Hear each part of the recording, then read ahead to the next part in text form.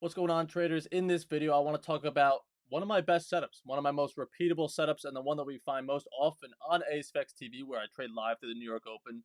I just want to walk you through some of the markups of them and just see how easy it is to identify it once you see markup after markup after markup, right? It's all about repetition and just getting that pattern recognition down with more reps, right? So we have a choppy New York Open. These black lines are going to be our 15-minute opening range high and low, the first 15 minutes of the day. But I don't chase that first break outside because I know we could easily pull back inside. Sellers need to now defend this New York VWAP, and if they give it up, I actually have another signal that would be to take that up higher. So if you want to know any of these setups at the end, I do cover them in detail in my new course that's coming out. I'll put a link to that down below.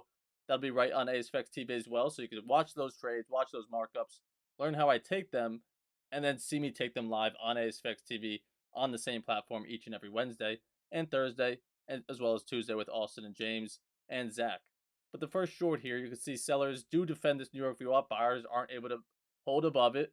And then now the second break outside our opening range low, underneath the New York VWAP, I want to take that short. And on this given day, we have yesterday's New York VWAP below us as our target because we know it could act as support there, which it actually does.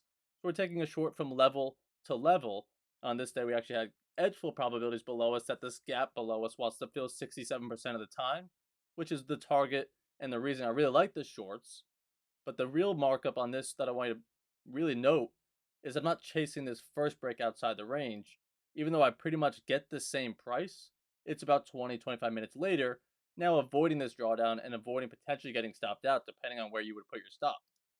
Now this second one, it's a little bit later on in the afternoon as we had still a very choppy New York Open, not really able to make new highs, not making new lows yet. This is where I just wait and see. Give me more information. Either break for a strong new high a day and I'll start believing longs, or break for a new low a day and I'll believe that sellers are in. So in this case, we get the break to the downside. Same thing, the black line is our opening range low, and even the initial balance low, that first hour of the day, because that's how choppy it was for that first hour. Those two levels are very tight, stacked on top of each other. So we get the break for a new low day, finally getting us out of that consolidation. We retest that opening range low, excuse me. Break of the lower day view up is our entry signal, and we take that lower. Same thing on this day, another edge full gap fill this blue zone here. You can see how much further we have to go until we fill that gap. And on this day, same thing, just being patient, not taking it too soon, and still not taking that first break, even though it's a smaller pullback on this day. Probably, if I sell at this price, it's the same price I end up selling it at. I'm just getting in after 10, 15 minutes of pullback, right? So same thing on this one. Not chasing the first break, letting it get outside the opening range. Tell me it can want to move lower. Sellers defend it. Let's keep moving lower. This second one, we do indeed move lower. Sellers defend this opening range low. Okay, let's keep going lower. This one, same thing, looks even better than the last one. It's earlier on in the day. Buyers try to break us out of the open range high here. They can't quite. We're now below the New York VWAP. And now we get the open range low break, retest, and we're holding it. Sellers are defending this. I want to take a quick scalp to go fill that gap below us. That's our target. There's a high probability on this day, a 76% chance that this gap up below us wants to fill. So I know I want to short it once we get this break to the opening range low. Now I just want a good price. So I want to see sellers be able to defend this opening range low and not see buyers just bounce us right off that key level. And then once they hold, my target is the gap fill. And on this day, it goes even further. This final one, this looks the exact same, maybe as this first one. Very similar to this one. They all look pretty similar. We get the first break of the open range low. Not taking that. It pulls back. Buyers try to break us above this New York VWAP here. They fail. Sellers defend it. And they get us to close back below this black horizontal line of the opening range low. So I want to go fill that gap. On this day, it was also a 76% chance of filling. And we also have yesterday's New York VWAP below us as a second target.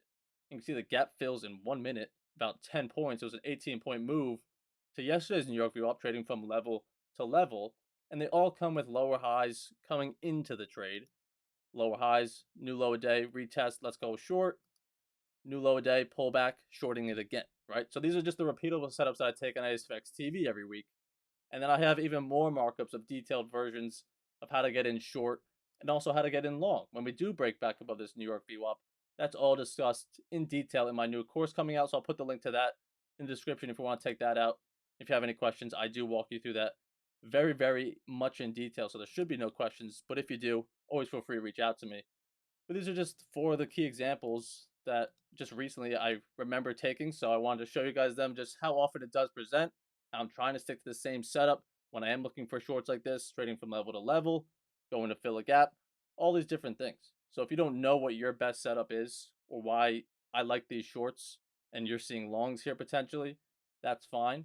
Just make sure you probably do check out the course because I do walk you through many examples of why we're taking it short at this time and why we're not shorting it later on, or why we're not taking that first break, and why I want to see the pullback and then short it later, right? So we got the new course coming out. Check that out, and then after that, you should know how to trade it.